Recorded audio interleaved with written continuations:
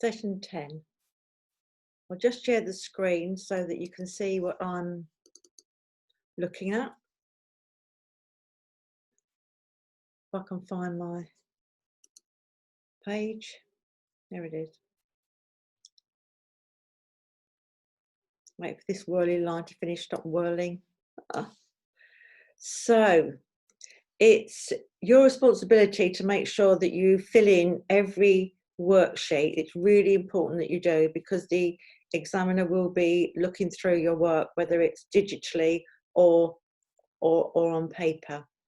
And these all form part of the course.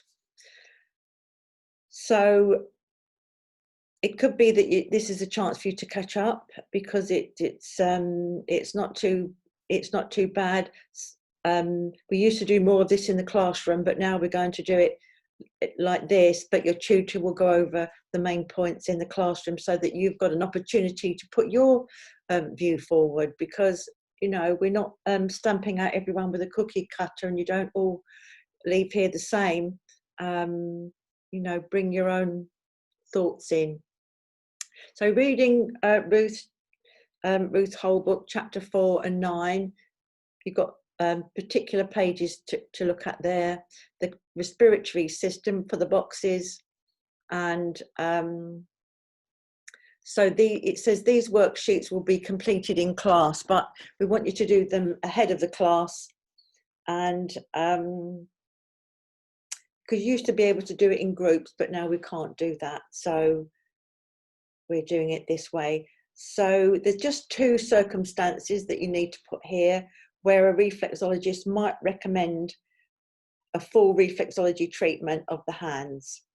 So it could be that maybe someone's come late to have a treatment, and you just got half an hour, and you've got time to give them a hand reflexology treatment, but not a full foot reflexology treatment. Maybe there's a difficulty for some reason to access the feet, and they're embarrassed about their feet, so that would be a good opportunity to do that. They might have an infection on their feet and for very many reasons, and so you just need to choose two. Why clients might prefer to be treated with hands. You didn't do hand reflexology that long ago, did you? So they might prefer to have their hands because their feet are uncomfortable. As I mentioned before, one of my clients had rheumatoid arthritis. There was no way I could do her feet. I used to give her actually an aromatherapy massage, and I did her nails, but a gentle hand massage might have been appropriate for her. Her hands actually were too bad as well. But a client just might prefer it because they're short of time, and maybe they've been at work and they're a bit embarrassed about their feet. They've been in trainers, and so the client might prefer it anyway. So business revision. It's really important that you do the business project, because that's all part of the course, because we want you to be successful therapists, not just to be able to do a good treatment. And so these are things to make you think. Two advantages of being self-employed. Well, one is you can choose your own day and hours. Or you can have days off and holidays when you wish. You don't have to fit in with anyone, and you're your own boss. You can make your own decisions, which is great. But of course, there's disadvantages, and you don't get any sick pay, and you don't get any holiday pay. So some people are a bit surprised about that they have to really give that some thought if they've had a job where they're used to having everything paid for like that. The reflexologist practitioner may wish to advertise a business, and there's one thing you wouldn't say is that you could cure. Come and I'll cure your headaches or anything. Or if you want to be pregnant, come to me. I've got fertility reflexology. You cannot make a claim like that. Suggest 2 ways to promote a newly open reflexology practice. I expect you've got lots of ideas of what you could do to advertise. I would recommend that you get a Facebook page, because that's completely free. And you could even get it going now while you're on the course. It doesn't cost you any money. You can start it up and put some tips on there, things that you're learning and things that you're discovering, interesting things about reflexology, and that sort of thing, and get your friends used to looking at that and being interested, and then asking them if they'll share it out, and then it gets you out there as a oncoming reflexologist. Not everybody wants to do it, I know, but it's free. So you can put a postcard in a shop window. That worked for me. I'd spend a lot of money on advertising and put something in a sweet shop window and got clients from it. Or in the supermarket sometimes. You can offer to give a talk to a local group. Maybe there's a play group, a nursery that you know of. It's contacts, really. That's where the networking comes in. Your mother might belong to a group. Your father might go to the local golf club. With giving talks, actually, is going to be part of the course, and you might know someone that works in the prison service, and you can go there. An old people's home, people of all sorts of places, carers groups. Now, there could be a carers group that, and just because people are carers or they're elderly people in a home doesn't mean to say they haven't got any money. Maybe they just need the education to know what you can do. So get in there, tell them. So a newly qualified reflexologist wishes to acquire premises. Name 2 types of insurance that they need to possess in order to practice reflexology. Yeah.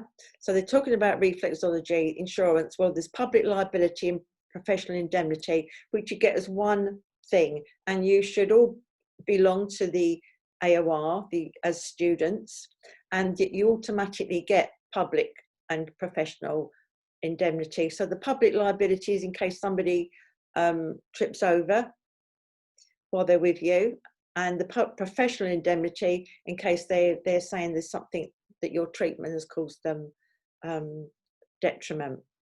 If you keep to the code of ethics within the professional association that you belong to, the AOR, or whichever one you belong to, then you are safeguarding yourself and the public, because you're keeping within the boundaries of your knowledge. You would need insurance for the premises, for the contents of the premises, and that would be a separate insurance. And so you get the public and professional indemnity usually through the PA, the professional association, like the AOR. You go to Alan Boswell, and then you could ask them about the contents for your for the premises as well. Why should a reflexologist? I mean, you know this, don't you? Because income tax, that's pretty obvious, isn't it? But also another reason might be that a client has come to you and they have had, say, whiplash injury or some sort of injury from a car accident, and they may go on to claim that this has caused them a long-term problem, and that they were coming to you, and then the lawyer, the solicitor, may want to see your records. And I have had that, and I had to produce the records. And at the time, I was taking my records down in shorthand. So I had to transcribe it all before they got it. So I was caught out with that one. Explain why the reflexologist would ask a client what her expectations are. It's really important to make sure that you know what they are, because just in case they thought, oh, Marjorie got rid of her headaches by going to a reflexology, that's going to happen to me. And if you don't ask the question, you won't know what they're actually thinking about. So there needs to be a realistic expectation of what you're going to be able to do. So other therapies, signposting, referrals. It's important to know our strengths and limitations, and when it's in your interest as well as a client's, to refer them on. So why might you refer? Well, usually the key thing is after 3 treatments, if nothing has happened and there's no change, then they would probably be better off going to another practitioner. Maybe reflexology isn't for them. It isn't for everybody. And it could be that they need to see a massage therapist, a sports therapist. One of the reasons that you're learning about all the other therapies, because we need to know who might be better. They might even need to go for counselling. That might be something that they need. Could be a chiropractor, could be anyone, if reflexology doesn't seem to be fitting the bill. It could be why you might refer is that they bring negative energy with them, and you see them walking down the path, and this is not unusual. Okay, they're walking down the path and you think, oh no, because you know it's going to bring you down.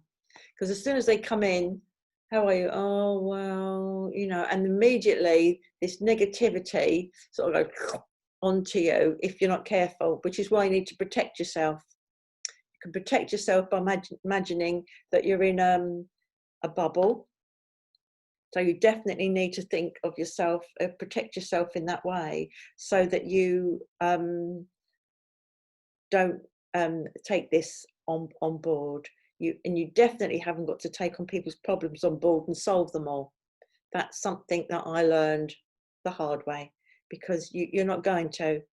And so if anybody makes you feel like this, then you refer them on. And you have to do it obviously as kindly as possible. Say, well, actually, I really feel this therapy would be better for you, because I feel that you would get the most benefit by now. So that you obviously don't want to let them know that they make you feel that bad, but you have to think of a way of referring them on, but don't keep them. And you might even refuse to treat someone if you feel uncomfortable. If you may choose not to treat men, that's perfectly fine. That's perfectly fine, particularly if you're working from home and your husband's not going to be at home, or your partner, or nobody else is going to be around there. I wouldn't recommend doing that. If you're working in a clinic, it's completely different and there's other people around. So if somebody phones and they say, I'd like a treatment, oh, I'd really like a treatment, and you go, no, I'm sorry, I can refer you to, and you have a name of someone that you've agreed that they will take the men, for instance, from you. Or there is someone that rings up every so often that it is actually for massage therapists, but he rings up and he wants to be naked when he's being treated. And he thinks that the therapists are being very difficult and judgmental by not allowing him to be naked. And it's a very clever way of making people feel bad. So you just say no and put the phone down. Don't get into conversation with anybody that you feel is dodgy, because they are enjoying that conversation. They are enjoying making you squirm and feel difficult. So you say, no, this isn't the kind of treatment that I do. And don't try to qualify it. Don't explain it to them. Please don't explain anything to them. They're doing it to make you feel uncomfortable and they're enjoying it. So sorry, I'm not talking about just a man phoning up. I'm talking about someone that's been a bit funny on the phone, asking you if you do anything extra, or because there are some people with a foot fetish. So you don't get them very often, but if any alarm bells ring, you say, no, I'm sorry, and you put the phone down. Promise me you put the phone down and you don't get into a conversation. It could be so that they owe you money. That's another reason that you'd refuse. They haven't paid you for last time. Or because they're rude. You felt that last time they came they just made you feel uncomfortable, and they were a bit rude. I'm not talking about lewd rude. I'm talking about being, a bit funny with you. So no, you don't have to treat everybody. There's plenty of other therapists out there. Why should you advise the client to visit their GP, or when? Right. Well, if they have got a unexplained bump or lump, or there's something that they say that don't feel that you've got to try and guess what is wrong with them and treat them, because you don't. You say, first thing you say to them is, have you been to see your GP? They say, oh, I've got this, oh, I've got that. Have you been to see the doctor? And if they say no, you say, well, I would suggest you just go and have it checked out. Because some people, and I'm one of them actually, need telling. Because they don't want to go, they don't want to bother the doctor. So if they've got something that you feel that, or they've got a cough that they won't get rid of, they have tired more than usual and it's been going on for some time, have you been checked out by the doctor? All the different reasons that you're thinking of now, and that's one of the first things that we would say. Have you? Because what we want is a good rapport with the doctors. We don't want to say, oh, well, you don't need to see the doctor, come to me and I'll sort you out. No. Advertising, marketing. So newspaper advertising, when I first started out, we didn't have the internet web.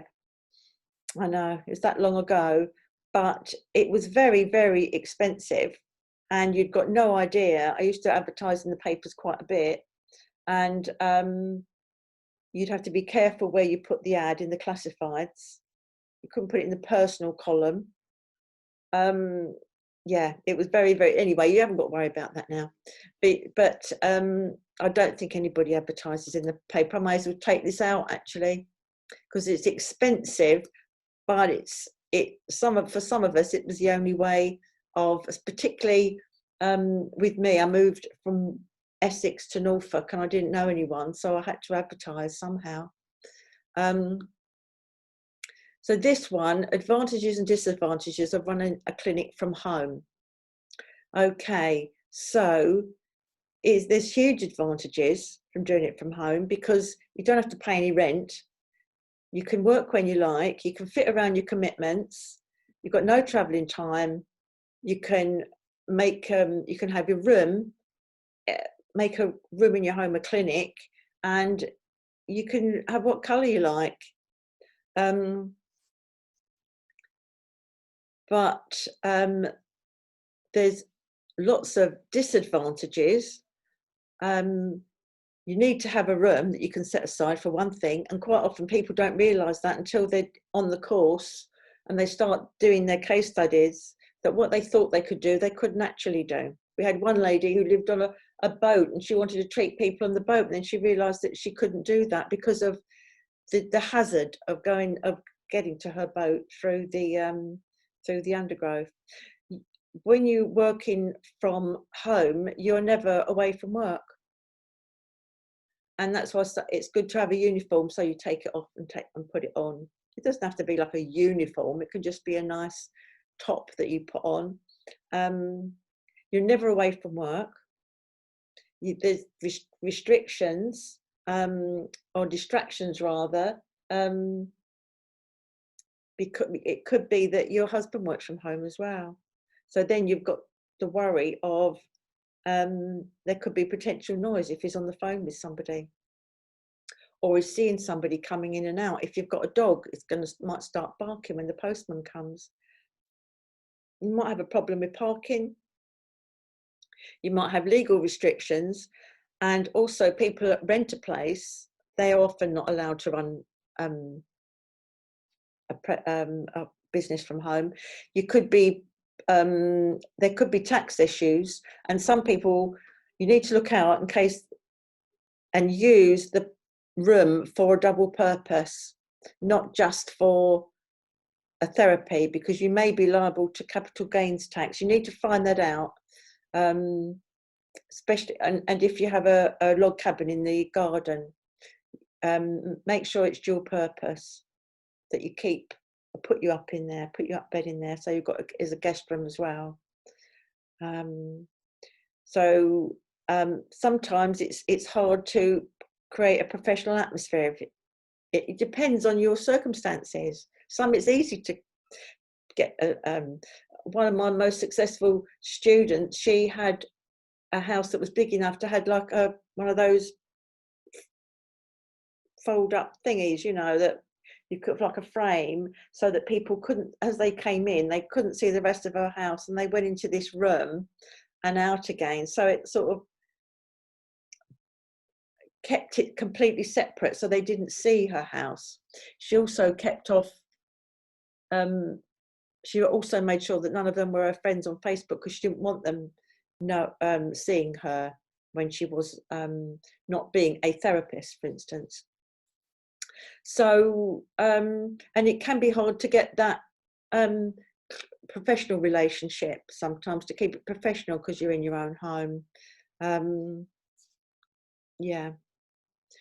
So but there's a lot of advantages, but there are disadvantages. And also, if you have, say you had smoked haddock the night before, well, the house the next day will still smell of smoked haddock. If you've had a nice curry the night before, the house will smell of curry. So there's so many things to take. And if you've got children,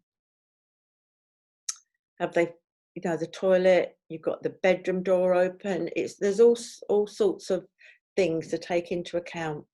So would it be better at a group complementary clinic? Well, there's advantages that there's no disruption to the home. You get referral from one practitioner to another. You've got set hours.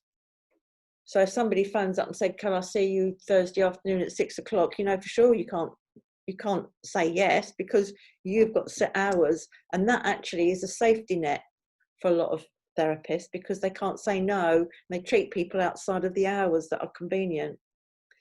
A group complementary clinic would have a higher profile and could attract footfall, people going by, they see it.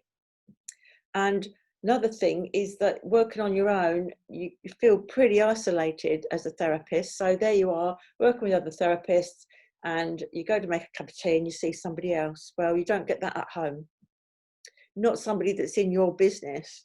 You might see one of the children or your partner.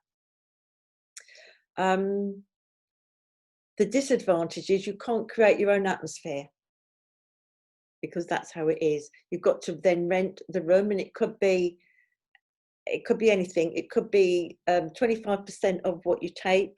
It could be a set amount for every hour, £10 an hour, say. It could be a set amount for the day, £25, which is pretty good if you're getting a lot of clients. But if you've only got one, that's not, you know, it depends.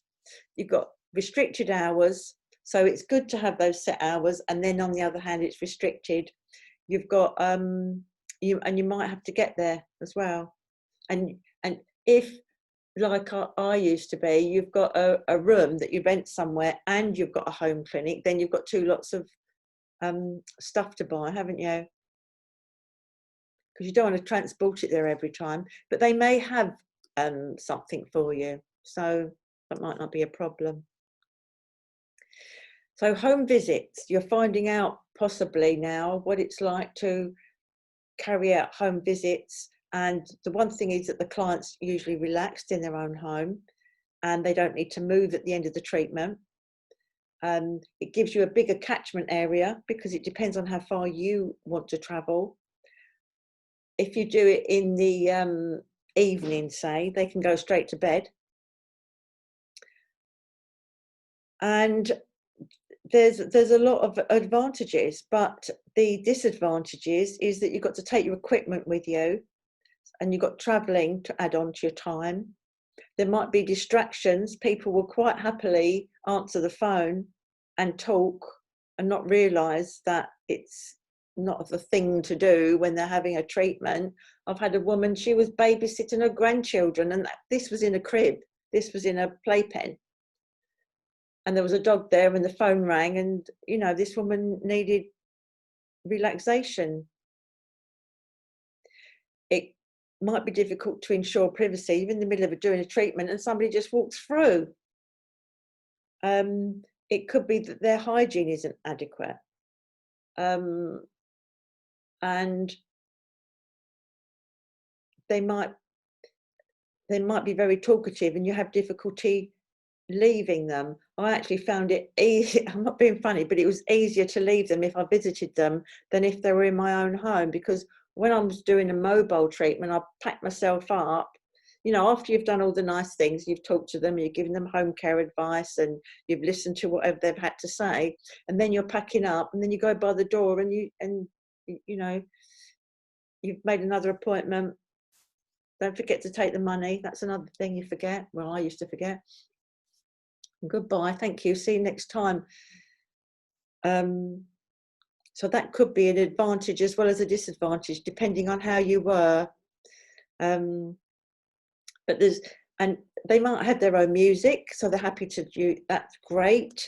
And some people like to use their own equipment, and so you don't have to bring anything in. They'll sit on their sofa, and you've got this little stool that you take in, and they've got their cushions, and you've got even less to worry about. So home visits isn't too bad at all.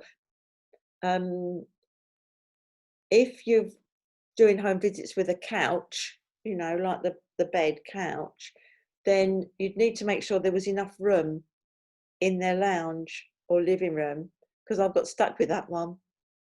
Gone to give someone a treatment, and I've got there, and there isn't room to put a couch up anywhere.